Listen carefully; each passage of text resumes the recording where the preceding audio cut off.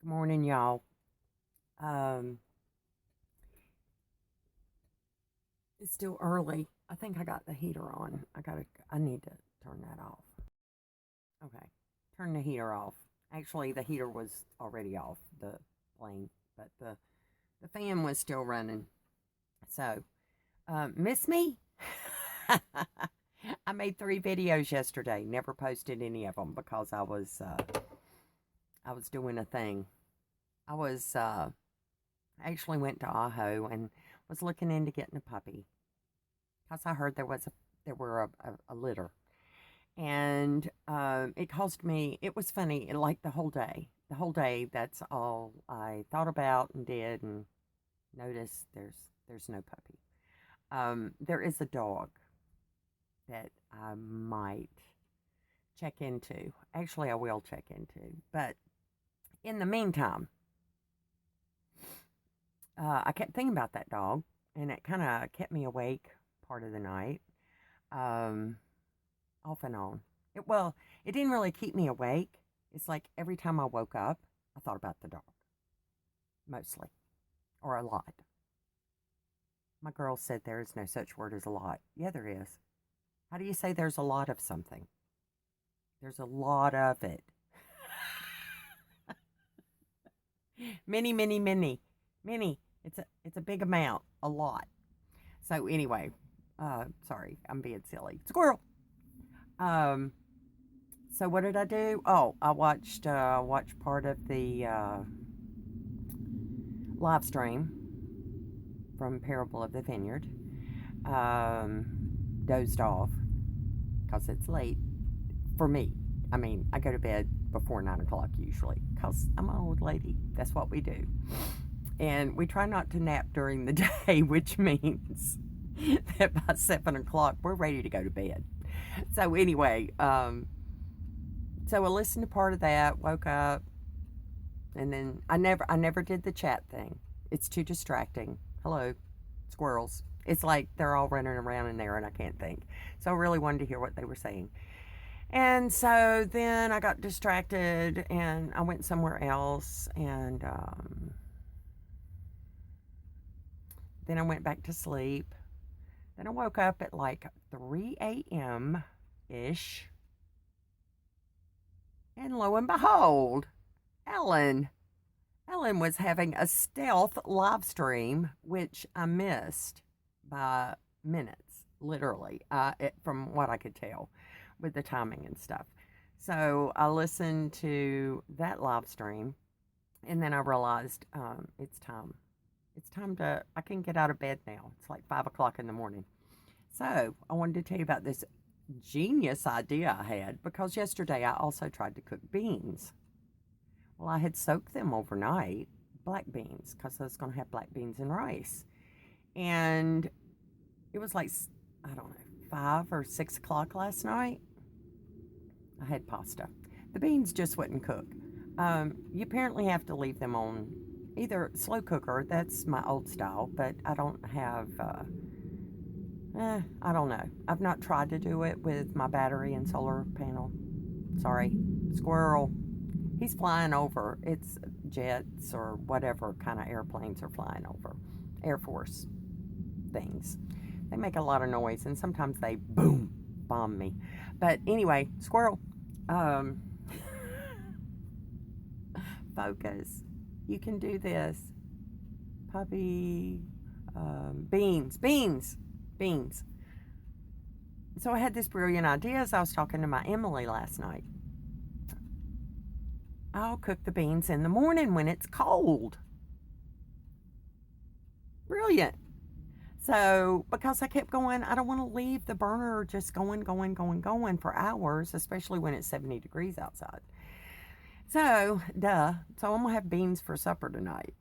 Because what I kept doing was I would bring them to a boil and then just let them sit and bring them to a boil and let them sit. And so I did that like 3 times and they still weren't done. I'm thinking it wouldn't be good to eat beans that aren't cooked all the way. So anyway, they're cooked all the way now. And so I've done that. And I also, this is going to be a real squirrel report. I'm way over. I mean, I'm all over the place. I realized that I have not been doing my writing. Now, and I also realize what my writing does is that when I'm writing, and because I'm looking at my journals, I'm going, does anybody really care that I actually did laundry today? Or what are the other things? Oh, I rearranged. I did. Squirrel. I rearranged my shelf that I banged my head on numerous times. It's not there anymore. I was like, I'm done. I'm over it. So I rearranged. I had to rearrange a bunch of stuff because I had this great big bag. Yes, there's a squirrel. I had this great big bag, and it was full of journals, and big journals, little journals. And so I put some of them up behind the shelf, which is over there, and some of them are down below. So I'm looking at those journals. See, we're coming back to where I was at. Um, and I realized I'm writing down all these little details, but eventually what happens is that I start praying in those things, in those day-to-day, I don't know what to do, I need this. And I realized that from reading the journal, which I tried to tell you about yesterday 3 times. Yesterday when I wrote my date in the journal, because I was like, I really need to do this. So I write the date as 1/25/2016. Biggest day. It was close to the date, but it wasn't the date, and it's a whole different year. So I just happened to reach down and pull out that journal, which it had a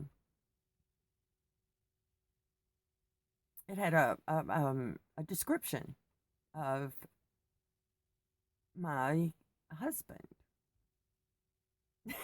Except for I don't have one. It was the one that I thought if that happens, then it will have to be God. Because we're talking a miracle. And everybody, I've tried to explain to people. They're like, well, people aren't perfect. You're looking for. No, I'm not looking for perfection, people. But I don't think it's too much to expect if there's a man in my life, for him to be as in love with the Adon as I am. That's not too much to ask. Sorry, it's just not. And if he's not, then we don't really have anything in common. Because that's like my main focus. So if his main focus and my main focus are the same, then all that other little stuff that gets in there and you argue about, like where to set the coffee pot or, whatever, what to have for dinner tonight, those things don't really matter. What matters is where's your heart. So anyway, it was really good, but I'm not going to read you that. I've got something else, which I'm doing the thing again. And where it's really hard to put this out there. Every time. So, and the squirrel report is that in the writing, and I'm writing about this and I'm writing about that, and a lot of times the things I'm writing about are things that I may have watched a YouTube video. And I went back in my history to, because I was looking for a word I couldn't remember. And so I went back to the video. It's a 2-hour-long video. And I knew that the teaching, I knew it's kind of a doctrine, and I knew that. And as soon as I saw the people on the video, I knew that, that I knew where they were coming from, kind of, sort of. But it's and what brought this up, Squirrel, sort of, it's all related. Someone at the end of the live stream with Alan asked, are you a Zionist? And I knew what they were talking about. I knew where they were heading with that because I had watched this 2-hour-long video. When I go back in my history to figure out what is it, it's the replacement theology. So you got replacement theology, and then you got the Zionist, apparently.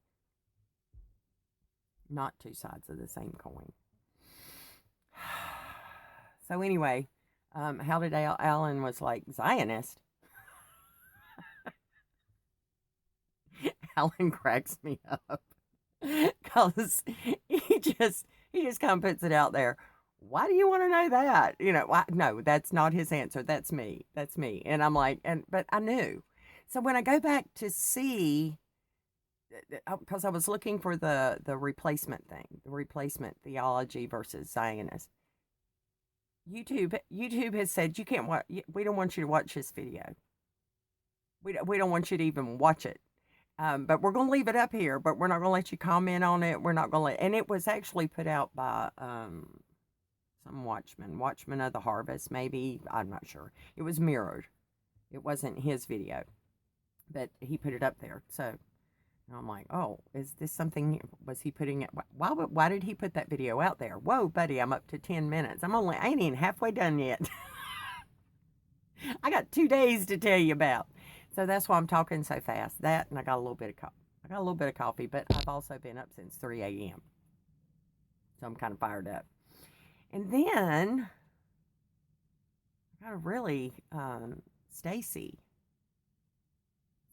I don't know what, I can't remember her channel, young girl, and bless her heart, I was so proud of her, because she rose early this morning before the children were awake. That's when you have to do those things if you really want to focus, because once the babies are awake, man, it's all over. Until nap time, if you're lucky. So she had a really good message out of Ephesians, and really put my thinking different. So that's a whole nother study, because I've kind of avoided the whole Ephesian thing with having a husband and wives submit to your husbands and blah, blah, blah. I don't mean that in an ugly way, but you know what it says. And so I just want the study to go back and with different eyes, looking at it differently, that this doesn't apply to the marriage I had, and I don't really have a marriage now, except for Yeshua and Yahweh. So I go to them, which is a little hard when you're trying to decide on a puppy. It would be nice if he would be a little more vocal, and he might have been vocal, because this dog I saw, I cannot get out of my mind. Squirrel. So I'm also trying to avoid what I'm getting ready to do, because it may sound a little like a rebuke after watching multiple videos, starting with this whole 2 hours of, whoa, I understand where they're coming from with the replacement theology. Wow. I wouldn't recommend the video, except for, if you don't understand where are they coming from. Turns out it's the same people that had a 2-hour video that I watched last year sometime about why there will not be a rapture of the church, of the body of Christ. All coming from the King James, of course. So it always pays to understand the other side. So I got a good view of that. So anyway, which brings me to, I'm just going to read it to you, because, it gets hard for me just to say it. Let's see what the Spirit said to me this morning. So I listened to news, see all that's happening in the world, wars, disease, famine, earthquakes, death, evil, wickedness, perversion, technology, weather control, etc., and on and on and on. The bottom line, sort of, kinda, you hear two versions.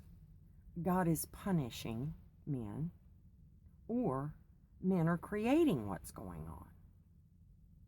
So what I believe is that God knew. He looked through time. He saw what men, led by demons, would devise and do, and he warned us.